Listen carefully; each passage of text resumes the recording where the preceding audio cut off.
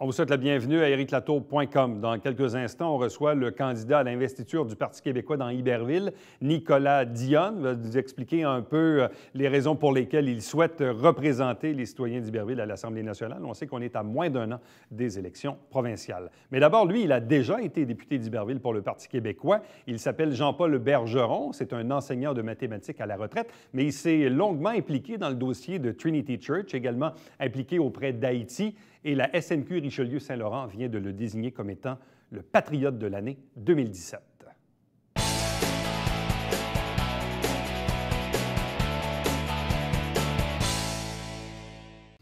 Il a été député d'Iberville de 1998 à 2003 pour le Parti québécois, mais il a longtemps aussi enseigné entre autres les mathématiques.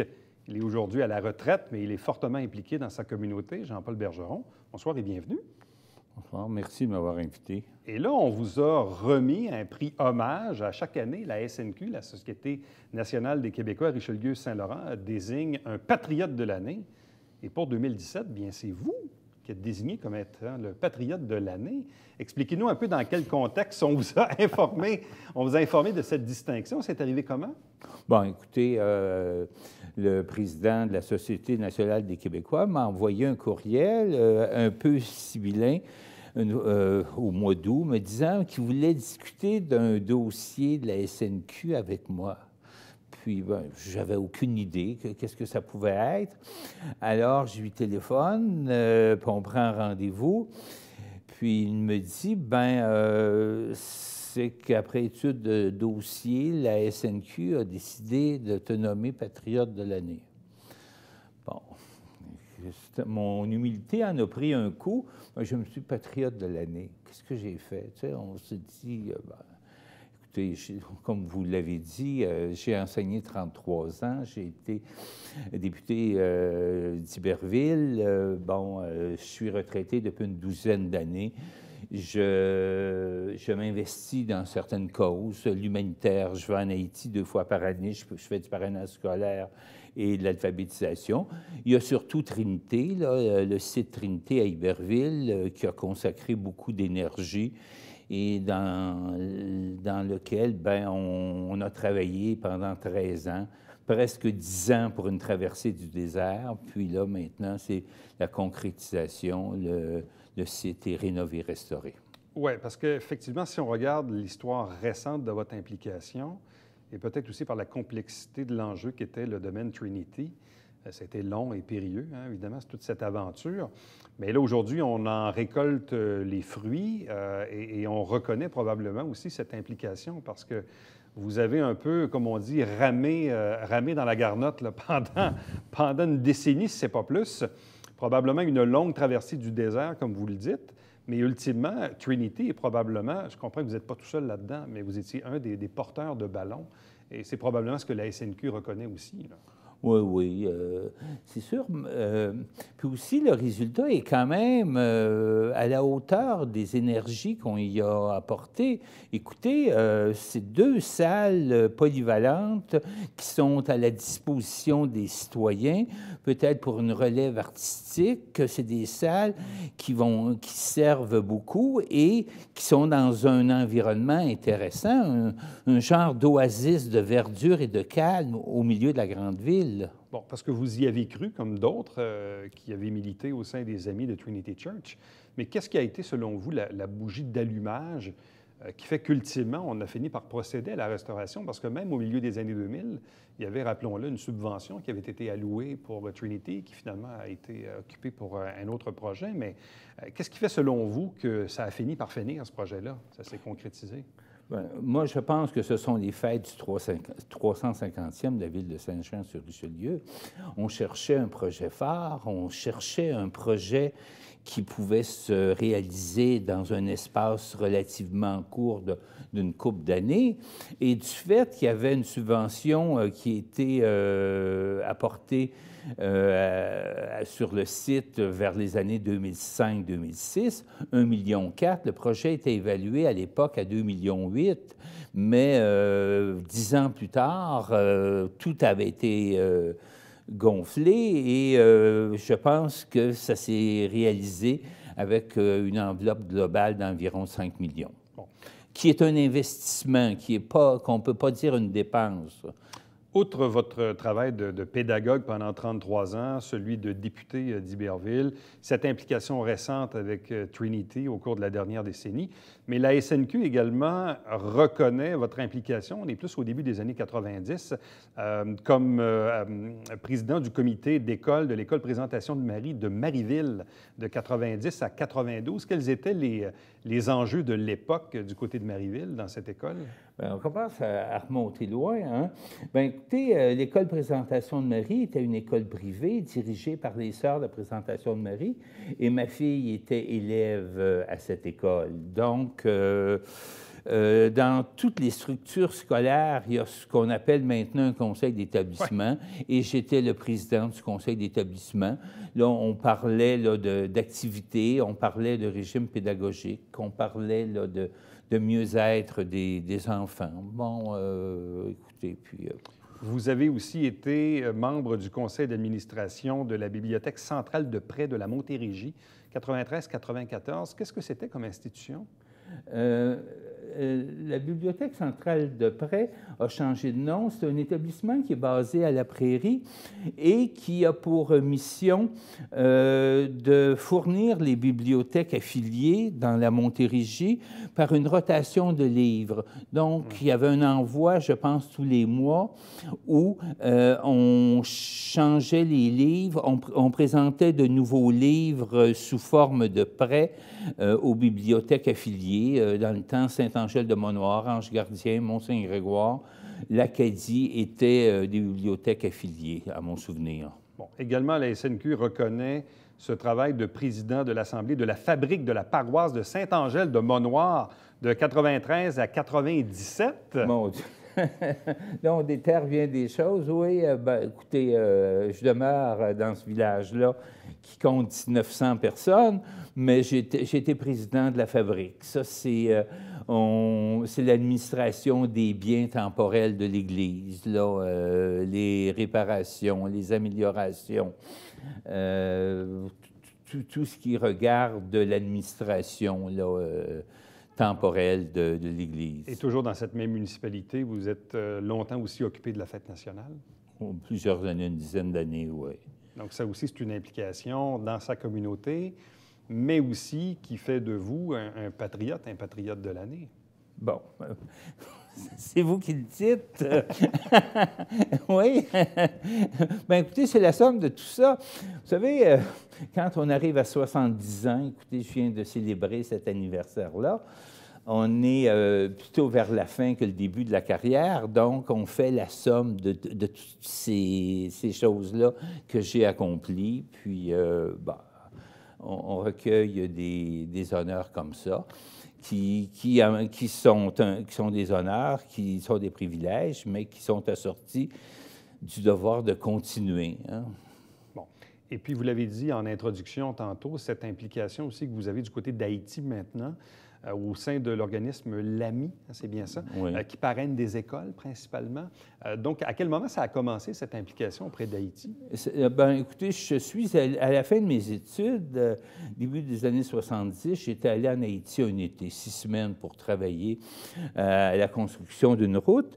Et il y avait un organisme ici, dans la région de Saint-Jean-sur-Richelieu, qui s'appelait Action Haïti. Oui.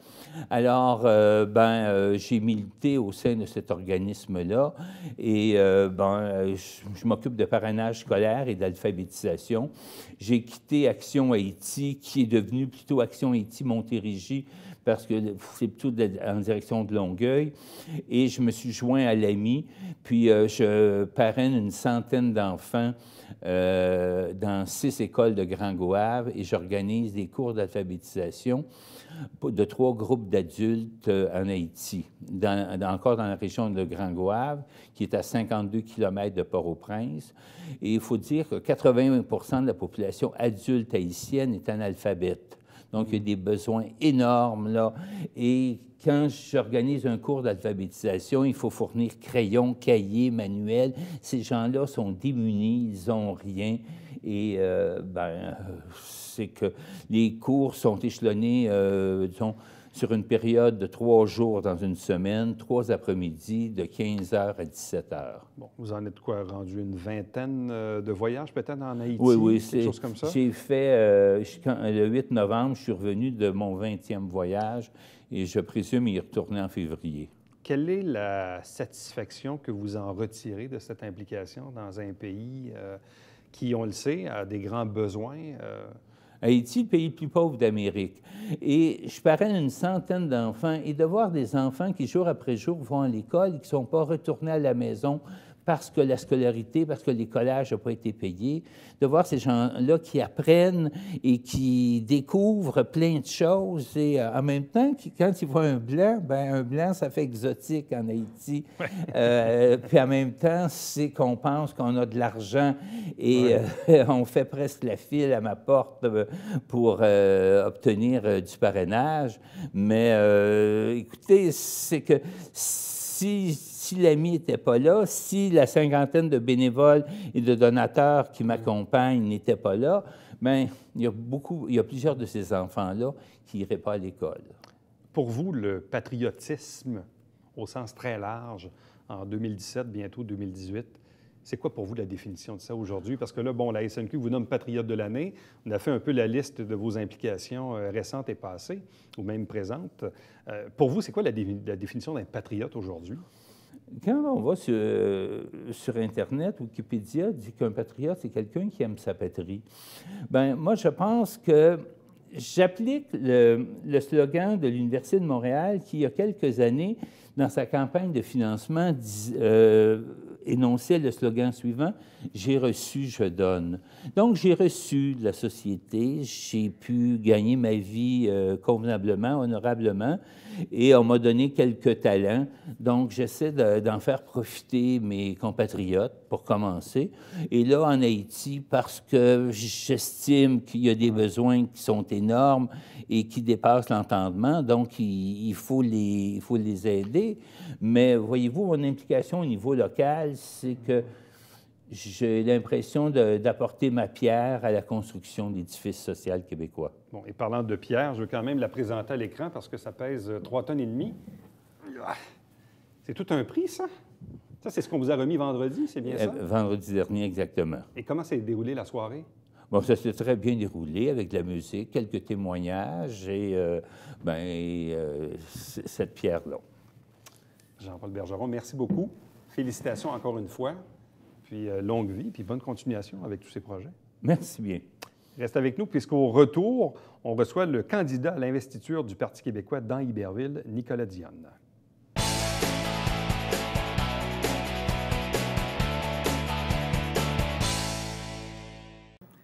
Salut, ici Alexandre Baudouin. Et François Trépanier. François, cette semaine à Sport Express, 100% Gilbert Delorme. Oui, plus de 540 matchs dans l'Union nationale, Alex. On va parler du Canadien, de la radio, de la TV. Manquez pas ça.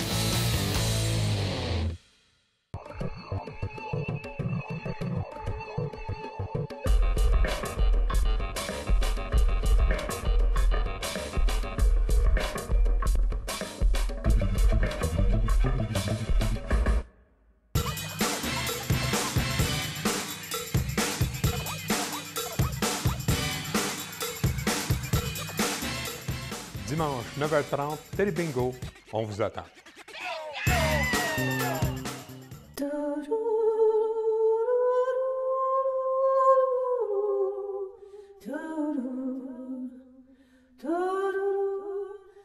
Coulisses Bêta, jeudi, 19h.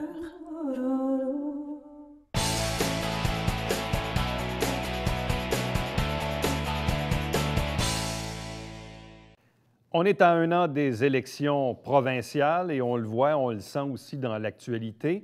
Dans le comté d'Iberville, la députée sortante de la Coalition Avenir Québec, Claire Sanson, va vraisemblablement se représenter. Les libéraux ont fait leur choix officiellement avec le maire de Saint-Sébastien, Martin Thibert. Du côté du Parti québécois, il y aura éventuellement une investiture. Et avec nous, un candidat à l'investiture du PQ dans Iberville, Nicolas Dionne. Bonsoir et bienvenue. Bonsoir, merci beaucoup. Et jusqu'à ce jour, vous êtes le seul candidat déclaré à l'investiture du Parti québécois dans Iberville, mais vous êtes toujours en attente d'une date officielle de la part de l'exécutif national. Expliquez-nous un peu ce souhait, ce désir que vous avez de faire de la politique provinciale. Bien, dans le fond, je me suis présenté à l'investiture dans Marie-Victorin. Ça s'est passé il y a 1 an et demi à peu près. À mes 40 ans, je me suis dit, moi, je me donne 10 ans pour me rendre à l'Assemblée nationale. C'est un souhait important. C'est un objectif de représenter mes concitoyens. Et au niveau provincial, parce que je suis issu du milieu de l'éducation. Ouais. Et c'est les sujets qui m'intéressent énormément. Donc, au moment où Bernard Drinville annonce son départ de la vie politique, prend tout le monde par surprise, je suis assis dans mon sofa avec ma conjointe, puis on se dit, qu'est-ce qu'on fait? C'est dans le Longueuil que j'habite depuis toujours. C'est là que j'ai été entrepreneur. J'ai eu un café-terrasse. Je connais bien le monde des affaires dans Longueuil. Je me dis, pourquoi pas faire le saut? Ma conjointe dit, on y va. Si ce n'est pas maintenant, ça sera dans 4 ans, dans 8 ans, au Lac-Saint-Jean ou à Gaspé ou ailleurs. Fait que, asseyons-nous à ce moment-là. Mais là, aucune connaissance politique. Je pars de rien du tout. Alors, j'appelle l'exécutif, que je ne connaissais pas c'était quoi la structure, puis tout ça. Puis finalement, je parle au président, puis on m'explique, là, idéalement, là, il faudrait peut-être que tu vendes des cartes. Je ne savais même pas c'était quoi. Alors, on a commencé à créer un engouement, à vendre des cartes, à ramener du monde autour du Parti québécois, du monde de la circonscription, mais beaucoup de monde à l'extérieur qui disent, toi, Nick, là, j'ai confiance en toi. À mon avis, là, tu ferais un excellent représentant. Puis en même temps, je ne suis pas convaincu que je suis péquiste. Fait que je suis allé créer un engouement comme ça. Puis à un moment donné, l'exécutif local m'ont dit, bien, c'est tout intéressant ce que tu fais là, mais il faudrait que ça se concentre dans notre circonscription. Tu sais.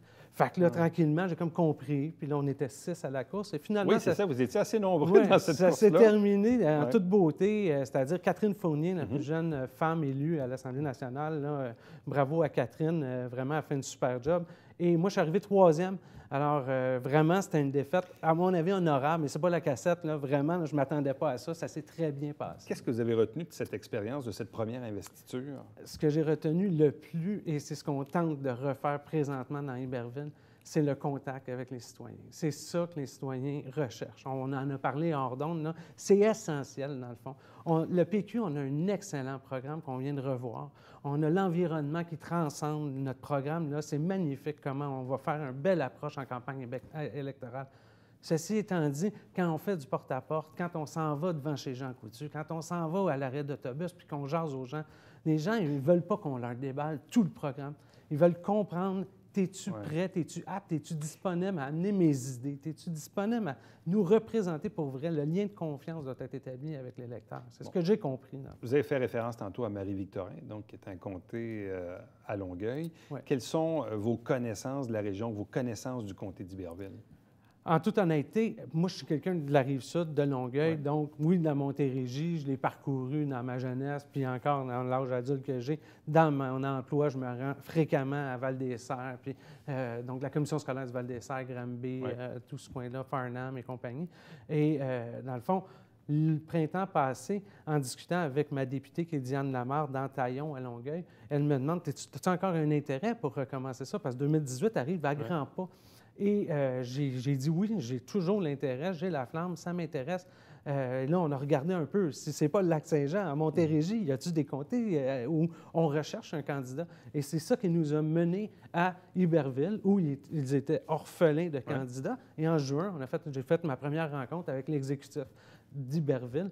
Et honnêtement, coup de foudre. Je pense de part et d'autre. Moi, je suis tombé en amour avec une gang dynamique, une gang qui cherche là, à remettre Iberville, ramener du dynamisme dans Iberville, ramener un enthousiasme chez les membres, mais aussi chez la population pour leur dire on va se faire un projet là, dans notre coin. Bon. Alors, participer aux activités tout l'été.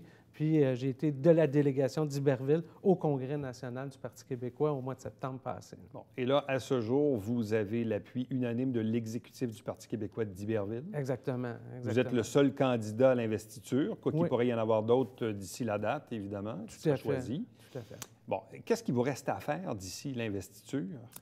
D'ici l'investiture, et honnêtement, c'est d'ici l'élection. Dans le fond, idéalement, dans un monde idéal, je rencontrerais tous les électeurs, là, puis je serrerais la main à chacun des électeurs pour lui dire « tu peux me faire confiance ». Ça serait dans un monde idéal. Je n'ai pas suffisamment de temps dans une journée pour le faire. J'ai 5 enfants à la maison. Ça demande évidemment beaucoup d'organisation, beaucoup d'appui de ma conjointe qui est capable de vivre avec tout ça. Mais c'est d'aller à la rencontre des électeurs. Donc, participer dans les événements, rencontrer. Demain, je rencontre la présidente de la commission scolaire. Donc, on a rencontré les représentants de l'UPA, de la Montérégie, la présidente de la Chambre de commerce. Puis après ça, rentrer en contact avec les agriculteurs du coin. Tenter d'aller chez les gens. Puis idéalement, bien, si on peut participer à des événements du type Club Optimisme et tout ça, bien, ça fait rencontrer de plus en plus de gens, propager la bonne nouvelle. Bon. Parlez-nous un peu de votre parcours professionnel. Oui, j'ai souligné tout à l'heure, j'étais entrepreneur. Donc, j'ai eu à 22 ans, on a 3 employés, on a acheté le propriétaire d'un café-terrasse, dans le fond. Bon, on n'a pas acheté le propriétaire, on a acheté le café-terrasse. Mais on a payé le propriétaire. On a acheté le café-terrasse, dans le fond, 450 places en été. Gros café bien branché à Longueuil, au centre de la rue principale, qui est la rue Saint-Charles. Et là, j'ai été actionnaire pendant 2 ans. J'ai comme compris en gestion un peu comment ça se passe, puis tout ça. J'avais abandonné mon cégep, moi, parce que j'ai eu des enfants à très bas âge. Et à ce moment-là, après 2 ans, j'ai vendu mes actions. Je suis rentré à l'université. J'ai un bac en gestion de maîtrise en droit. Et c'est à ce moment-là que j'ai commencé mon travail de bureau. Donc, j'ai commencé à la société Grix, qui fait l'ensemble des logiciels des commissions scolaires, mis à part ceux de Bill Gates. Et donc, j'ai travaillé sur paye et GRH. Donc, la rémunération du monde enseignant, qui est une rémunération très particulière, ça, c'est ma spécialité. Après 5 ans, là, en soutien aux 72 commissions scolaires du réseau, donc là, j'ai bien compris comment fonctionne le réseau, l'application des conventions collectives et tout ça. Je me suis ramassé dans une commission scolaire pendant 2 ans, les grandes seigneuries à la Prairie, ici, donc qui couvre jusqu'à Saint-Bernard-de-la-Colle, Châteauguay, Saint-Constant. 2 ans là où j'ai failli mourir. C'est-à-dire qu'à faire 3 500 chèques de paye aux 2 semaines à 3 personnes, j'ai été un témoin des coupures drastiques des libéraux dans les commissions scolaires parce qu'il n'y a plus personne. Un gestionnaire, une technicienne, une analyste, une agente de bureau pour 3 500 chèques de paye. Il n'y a pas une entreprise privée qui se permettrait ça parce qu'on ne peut pas les suivre, les 3 500 aux 2 semaines. C'est impossible. Donc, à partir de là, j'ai abandonné cet emploi-là avec rien devant moi. J'étais en train de mourir parce que plus aucun contact social. J'étais devant un écran, puis là, j'avais besoin de rentrer en contact avec le public. Donc, je suis rentré à la Fédération autonome de l'enseignement. Ça fait 9 ans que je suis là. Et en 2015, j'ai négocié pour la première fois de ma vie la 2e convention collective de la FAE pour 34 000 enseignants. C'est ce que la FAE représente dans le réseau des commissions scolaires francophones. Qu'est-ce qui vous attire chez le Parti québécois? On comprend qu'actuellement, le projet souverainiste est peut-être mis un peu en veilleuse, c'est ce que Jean-François Lisée a dit, à tout le moins. Bon, ça ne sera pas pour la prochaine élection. Ouais. Mais qu'est-ce qui vous allume dans le programme du Parti québécois par rapport à l'offre politique qu'on a avec les libéraux, avec Québec solidaire aussi, avec la CAQ? Bien, je ne vous cacherai pas que d'abord et avant tout, je suis un souverainiste convaincu. Et le projet de reporter au second mandat péquiste la souveraineté, à mon avis, est essentiel parce que nous devons reconstituer des ponts avec les pays de la francophonie, par exemple, qui devront appuyer un Québec souverain. Et ça, dans les 15 dernières années, c'est évident que le Parti libéral ne s'est pas affairé à faire cette chose-là. Donc, on a beaucoup de travail à faire à l'étranger pour se faire reconnaître un jour, mais beaucoup à l'intérieur aussi. Donc, évidemment que la partie souveraineté, là, je n'ai pas beaucoup à élaborer sur ça. Je suis vraiment souverainiste convaincu. Je pense qu'un Québec souverain serait beaucoup mieux situé sur l'échiquier mondial. Ceci étant dit, je crois à notre langue, je la défends, notre langue, et c'est important. Et j'adore les principes en éducation et en santé. Diane Lamar en santé fait un excellent travail. Alexandre Cloutier, critique en matière d'éducation également. Donc, je pense qu'on a un programme complet présentement. Moi, travaillant dans le milieu de l'éducation, ayant représenté l'AFIC et la FAE, donc les professionnels de la santé et les enseignantes, devant le Conseil du Trésor, j'ai bien connu qu'est-ce qui se passe dans leurs conditions de travail. C'est des employés de première ligne dans nos réseaux, il faut les aider, ils ont besoin d'aide. Bon. Une campagne électorale, c'est oui, un combat parfois entre quelques chefs, entre des couleurs politiques, entre des options politiques. Plus localement, vous en prenez dans le fond à une députée sortante, à un maire qui est à Saint-Sébastien, qui connaît bien le monde rural. Il y a aussi le combat des individus du côté de cette élection. Quel est le regard que vous avez concernant vos adversaires, Mme Sanson, M. Thibert? Pour l'instant, je ne les connais pas énormément. D'abord parce qu'on se croise nulle part. Moi, je ne les vois pas sur le terrain. On en fait des activités, on a reçu des invités, on a fait des 5 à 7.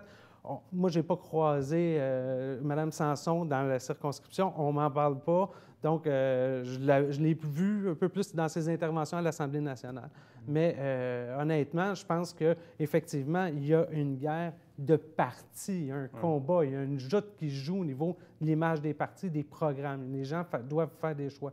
Ceci étant dit, sur le terrain, nous la gagnerons, cette bataille-là, nous autres, face aux autres députés, aux autres candidats. Pourquoi? Parce qu'on va être présent, parce qu'on va aller leur dire aux gens d'Iberville qu'on va être capable de les représenter, qu'ils habitent Rougemont ou qu'ils habitent Iberville, qu'ils habitent Saint-Angèle. Nous, on va être là pour eux, dans le fond. Puis c'est en allant créer ce contact-là, ce lien de confiance-là, que j'ai confiance qu'on va réussir à aller gagner leur vote. Et pour vous, en terminant, quels sont les principaux enjeux que vous voyez à l'horizon dans le comté d'Iberville? On sait que c'est un comté très rural, le monde agricole, évidemment. Mais il y a probablement d'autres enjeux aussi. Oui, bien, comme vous l'avez dit, tout le monde agricole, là, il y a un paquet de choses à faire à ce niveau-là. Il y a de la spéculation sur les terres, il y a beaucoup, beaucoup à faire dans ce milieu-là. On a aussi visité une ressource intermédiaire. C'est un sujet un peu d'actualité cet automne, les ressources intermédiaires là, qui sont mal financées, surtout celles en établissement. On en a dans la circonscription. Ils ont besoin d'être aidés. Ils ont des préposés aux bénéficiaires, qui ont des actes délégués des infirmières. Ils n'ont pas le salaire, ils ne sont pas financés pour ça. Ça n'a pas d'allure. Il faut travailler pour eux et elles. Et ça, c'est des travailleurs dans ces centres-là qui sont dans la circonscription et qui habitent la circonscription. Donc, on pourrait aider aussi à faire sortir de la pauvreté un petit peu, au moins les remonter en haut du seuil de la pauvreté, là, ces gens-là qui ont besoin de notre aide. On est là pour eux. Nicolas Dionne, merci beaucoup. Bonne chance pour la suite. Merci. Candidat à l'investiture du Parti québécois dans Iberville, donc une date d'investiture sera bien sûr prévue prochainement. Merci. Merci. Restez avec nous puisqu'au retour, on vous présente le Babillard quotidien.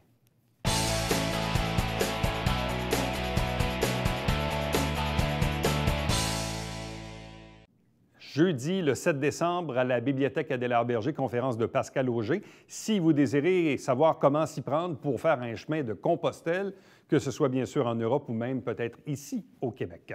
Chaque semaine, on vous présente des extraits des travaux du conseil municipal via l'émission Saint-Jean-sur-Richelieu et chaque dimanche matin, 9h30 en direct, 4 000 $ en prix pour le Télébingo. Pour acheter vos livrets, allez sur www.tvhr9.com. À demain.